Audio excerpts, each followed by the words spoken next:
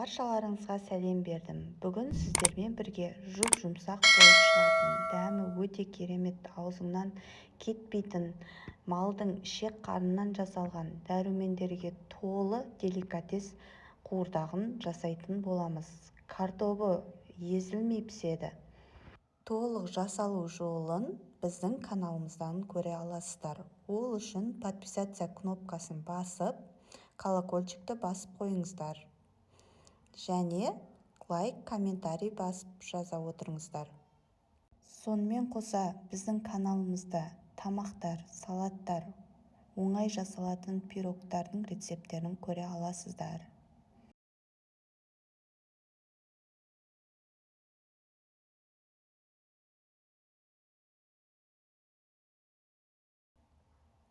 Бізбен бірге болғандарыңызға көп-көп рахмет. Ас болсын!